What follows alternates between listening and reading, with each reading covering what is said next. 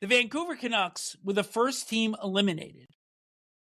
And that happened on March 22nd. And let's talk about three areas here, Neil.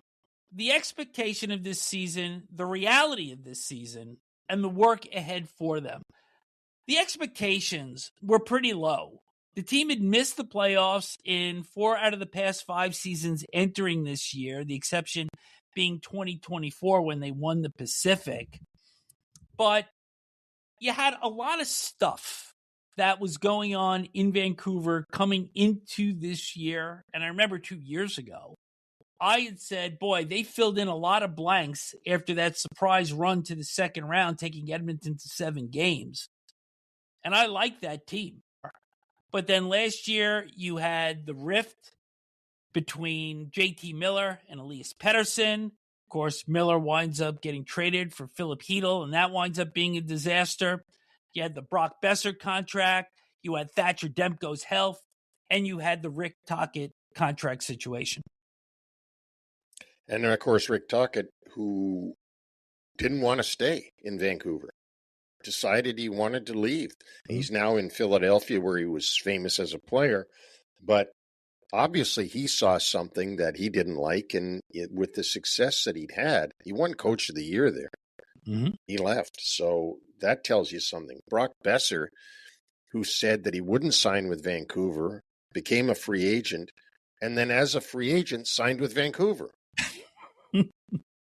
So you get Kiefer Sherwood, who's played really well for them. He gets traded. He's now in San Jose.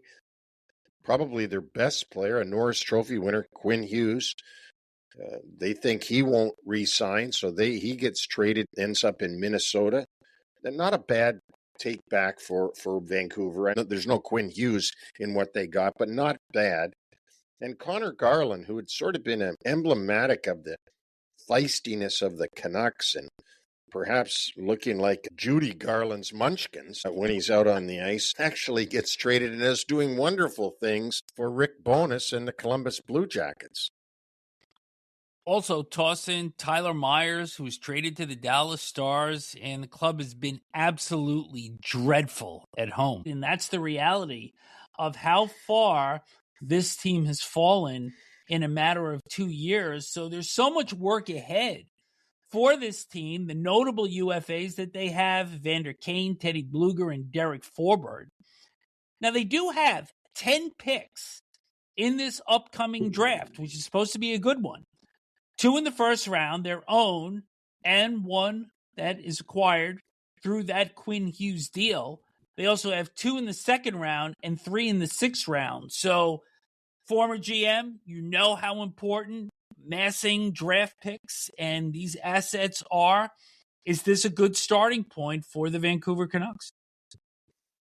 It's a good starting point for 3 years from now, but it's not a good starting point for next season. It doesn't look good on the horizon. And, all the draft picks are great, but in the league that is today, which is more than just good drafting, it is also having to trade young players to get experienced players to get draft picks to get different players, and signing free agents and enticing them to come to your city, making things that the players want to come to your city, showing them things. There's a lot of different elements of this. It's not just like it was when I was in Detroit in the 80s, and you amass as many picks as you can.